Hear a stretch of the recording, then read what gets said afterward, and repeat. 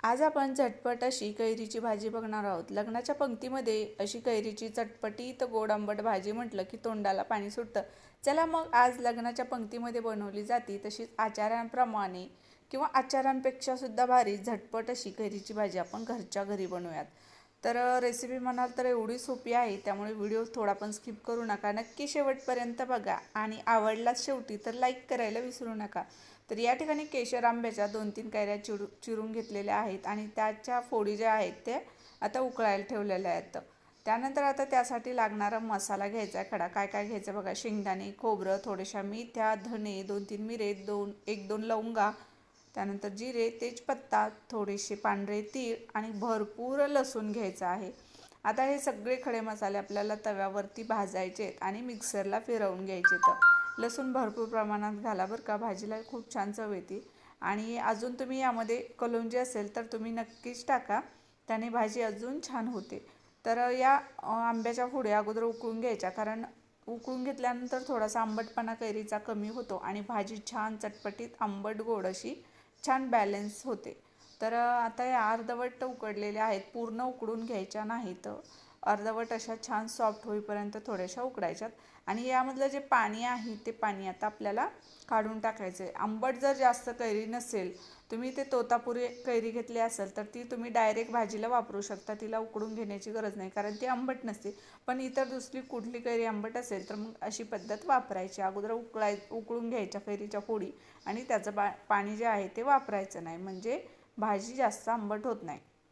आता सगळे खडे मसाले जे आहेत ते असे छान लालसर होईपर्यंत भाजायचेत.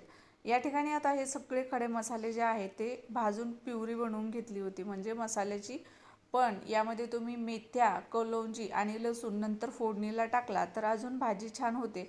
पण ही रेसिपी माझी नाही आहे, आईच्या घरची आहे आणि छोट्या वहिनीने बनवलेली आहे, त्यामुळे तिच्या पद्धतीची आहे. आणि मी सुद्धा माझ्या चॅनलवरती गेल्या वर्षी व्हिडिओ अपलोड केलेला आहे.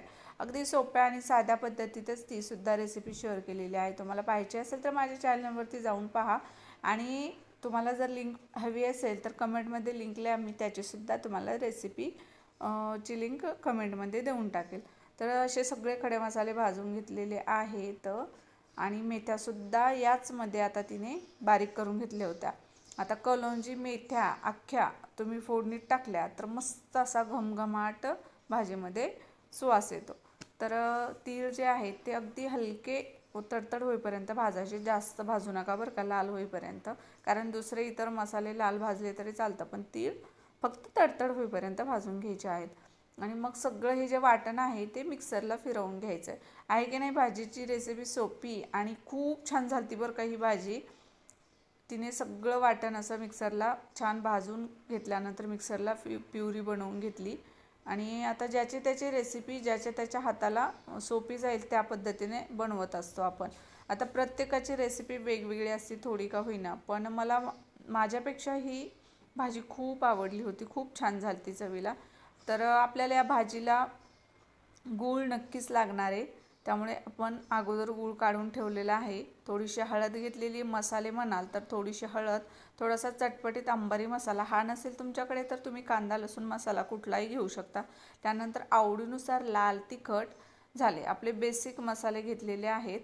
आणि गरम मसाला घ्यायची गरज नाही कारण आपण थोडेसे खडे मसाले वाटणामध्ये काढून घेतलेले आहेत. आता सगळ्यात अगोदर भरपूर तेल टाकलं, मोहरी टाकायची फोडण्यासाठी, मोहरी छान फोडून घ्यायची. आता तुम्हाला कलोंजी मेथ्या अख्ख्या टाकायच्या असेल तर या स्टेपला तुम्ही टाकून घ्या. नंतर लसूण जिरे ठेचून घ्या आणि ते सुद्धा असे फोडणीत टाका आणि मग बनवलेलं वाटण तुम्ही यामध्ये छान फ्राय करायचं. तर आता हे सगळं वाटणामध्ये फिरवलं म्हणून तिने फक्त मोहरी जिरे फोडून घेतले.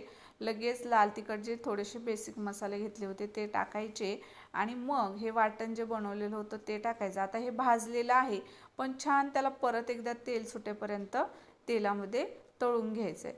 तर आता हे तेल सुटत आलेलं आहे.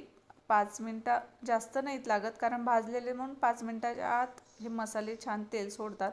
त्यानंतर आवडीनुसार गूळ टाकायचा. आता कैरी कितपत आंबट आहे त्यानुसार गुळाचं प्रमाण लागणार आहे.